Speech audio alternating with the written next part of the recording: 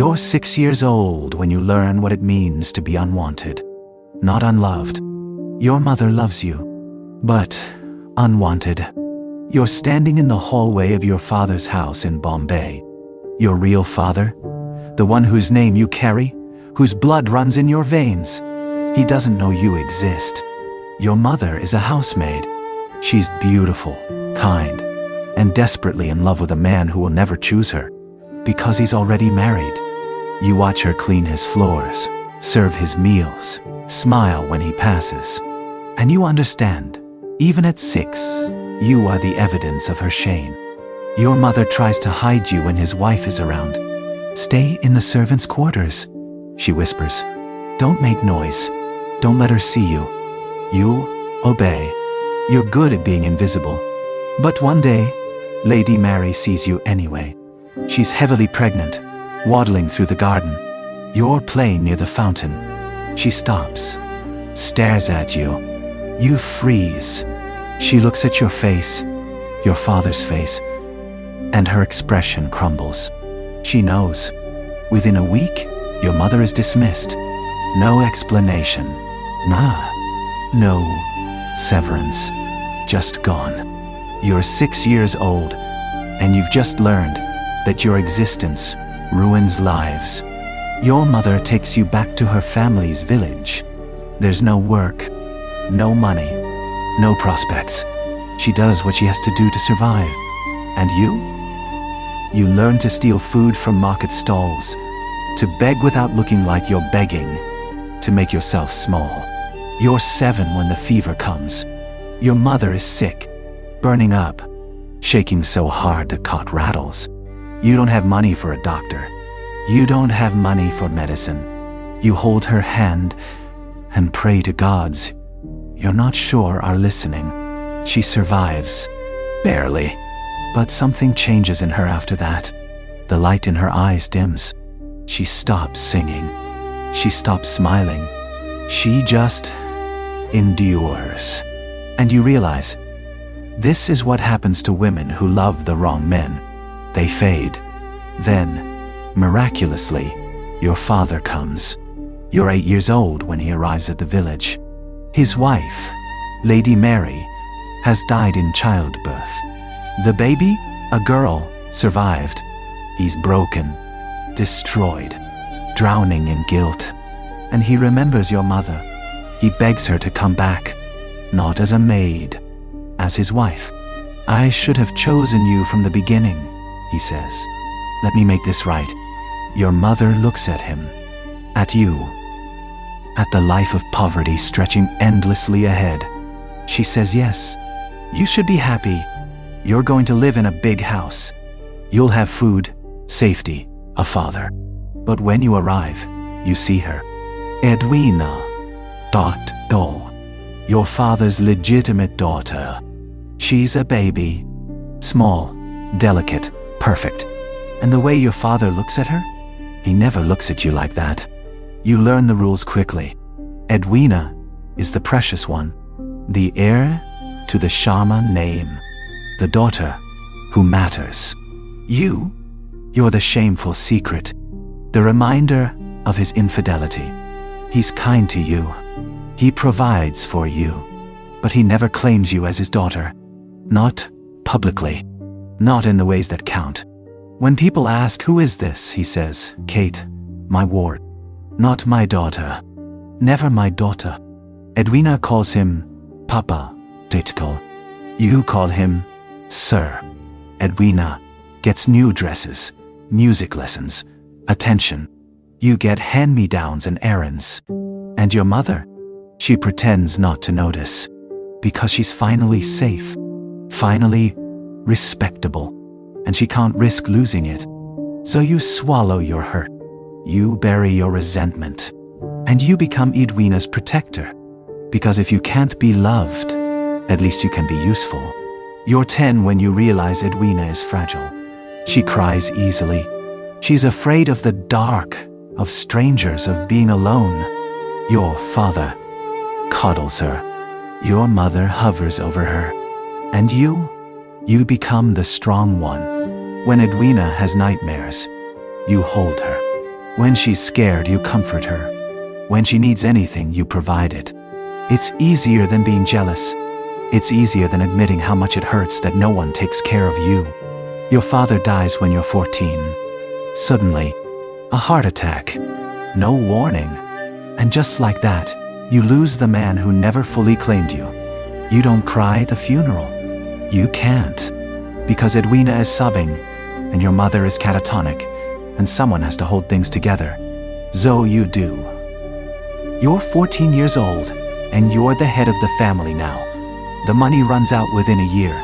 Your father left debts, bad investments, nothing in writing for your mother or Edwina, because he died before he could make them legitimate heirs. You're left with nothing. Your mother remarries quickly. Lord Sharma, a baron with a small estate and a kind heart. He offers to take all three of you in. Edwina, he adores immediately. She's charming, sweet, easy to love. You're prickly, defensive, too sharp-tongued for a girl, but he's patient with you. He tries. And slowly, you let yourself believe. Maybe this is a fresh start. Maybe you can finally be part of a real family. Then, he dies too. You're 16. And once again, you're picking up the pieces. Lady Mary, your mother, falls apart. She's lost 2 husbands. She can't handle another loss. So she retreats into grief, into silence, into helplessness. And you step up. You manage the estate. You handle the finances. You make sure Edwina is fed, educated, protected. You're 16, and you're raising your mother and sister. No one asks if you're okay. No one wonders if you need support. Because you're Kate. You're strong. You don't need anyone. Except you do. You desperately do. But you learned a long time ago, no one is coming to save you. So you save yourself. By the time you're 20, you've become a fortress. You don't let people in. You don't ask for help. You don't show weakness. Because weakness gets you hurt. Weakness gets you abandoned. You've watched your mother love men who destroy her. You've watched Edwina be coddled and adored while you're ignored. You've learned that love is conditional. That family is fragile. That the only person you can rely on is yourself. So you build walls. High, thick, impenetrable. And you tell yourself, I don't need anyone. Then you come to London. Your mother decides Edwina should have a season. A chance to marry well, to secure her future. You agree? Because Edwina's future is the only thing that matters. Your future? You stopped dreaming about that years ago. You're the spinster sister, the chaperone, the one who sacrifices so Edwina can shine. And you've made peace with that. Or so you tell yourself. Then you meet Anthony Bridgerton, and everything you've built starts to crack. He's courting Edwina. Of course he is. She's perfect for him.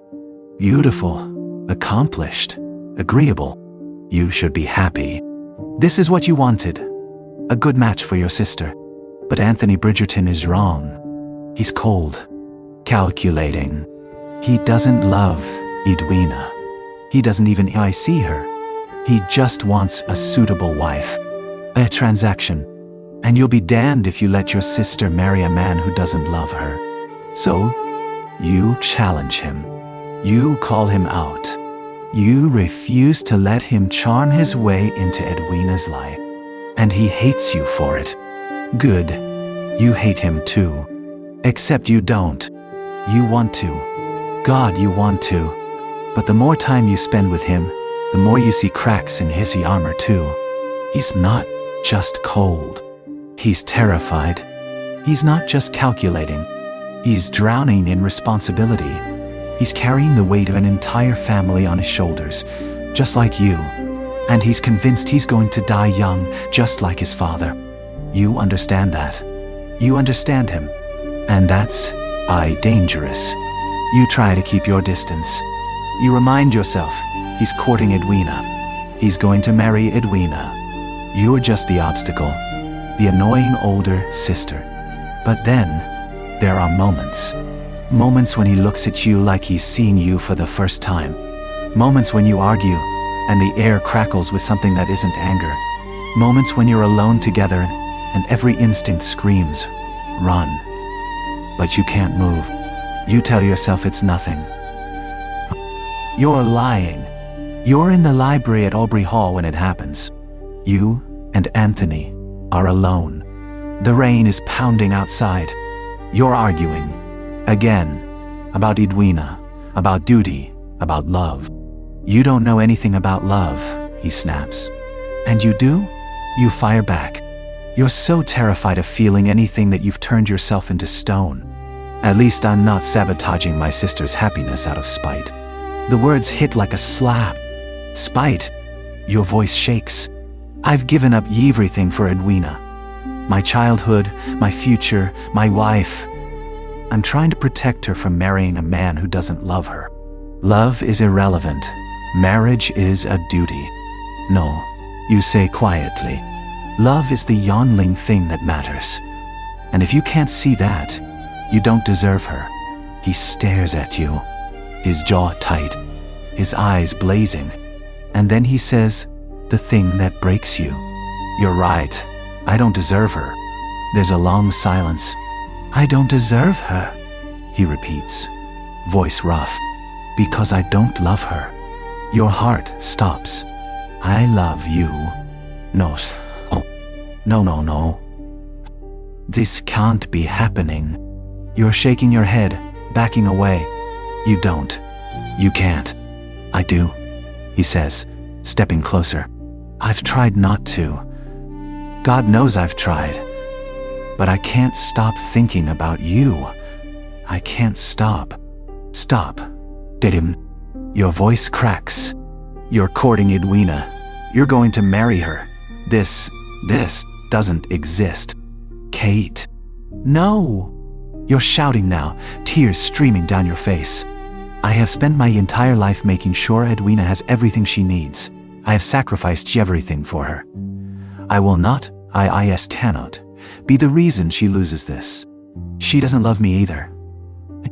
It doesn't matter, you sob. She deserves a good match, security, a title. And you're going to give that to her. What about what ye deserve? He asks quietly. The question destroys you, because you don't know. You've never thought about it. You've spent so long taking care of everyone else that you forgot you're allowed to want something for yourself. But this you can't have. Not without destroying Edwina. Not without becoming the selfish, shameful girl you've spent your whole life trying Hinoti to be. So you do the only thing you know how to do. You run. The wedding day arrives. You stand at the back of the church, watching Edwina walk down the aisle toward Anthony. Your heart is shattering. Every step she takes feels like a knife. But you smile. You hold it together. Because this is what you do. You sacrifice. You endure. Then Edwina stops. She turns, looks at Anthony, and says, loud enough for everyone to hear, "You don't love me. You love my sister." The church erupts in chaos. And you want to disappear. You want to die. Because everyone is staring. Everyone knows. You're the shameful secret. Again, the unwanted daughter. The girl who ruins everything. You flee to the countryside. You can't face your mother. You can't face Edwina. You can't face Shim. You ride for hours, pushing your horse too hard, not caring. Then the horse stumbles. You're thrown. Your head hits the ground. Hard. Everything goes black. You wake up in a bed at Aubrey Hall. Anthony is there. He's been there the whole time. The servants tell you later. He's holding your hand.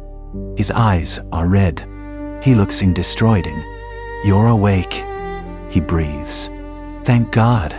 I thought I'd lost you. You try to speak, but your head is pounding. Don't, he says. Just rest, please. You close your eyes, and you realize something. You almost died. And the thought that terrified you most wasn't death. It was dying without ever letting yourself be loved. When you're strong enough to talk, he tells you everything. How he's been in love with you since the moment you challenged him in the park. How he tried to bury it, to do the right thing, to marry Edwina. How he spent his entire life running from love because he's terrified of loss. But losing you? His voice breaks. That would destroy me more than anything. You want to resist. You want to protect Edwina, to do the noble thing. But you're so tired. Tired of sacrificing. Tired of being strong. Tired of pretending you don't need anyone. I love you, you whisper. I've tried not to. But I do. He kisses you. And for the first time in your life, you let yourself be selfish. Edwina forgives you. Eventually, not immediately. She's hurt, angry, betrayed, but she's also relieved, because she didn't love Anthony either. She just wanted to be enough, to be chosen, to matter. And you understand that, because you've wanted the same thing your entire life. You and Edwina aren't the same anymore. The dynamic has shifted. You're not her protector. You're her sister. Flawed, complicated, human. And slowly, she learns to stand on her own. Just like you learned to let someone stand beside you. You marry Anthony Bridgerton. Not because it's duty. Not because it's safe. Because you love him. And he loves you. And for the first time in your life, you allow yourself to believe. Maybe you deserve this. You're Kate Sharma. Kate Bridgerton now. You grew up unwanted, unlabeled, invisible. You spent your life protecting everyone else and no one protecting you. You built walls so high, you forgot what it felt like to be seen. You sacrificed everything for your sister because you didn't believe you were worth saving. But you were wrong. You were always worth saving. You just needed someone to see you, really see you. Not as the strong one, not as the protector, not as the obstacle, just as Kate. Prickly, fierce, terrified, brave Kate. And now, for the first time in your life, you're letting yourself be loved. Not despite your walls, not despite your scars, but because of them. Because someone looked at all your sharp edges and said, you're worth fighting for. And you finally believed them. Garden talked. Your mind. And they, see him soon. Tadi, Ganantansis, Eligandama, Bentadenonis,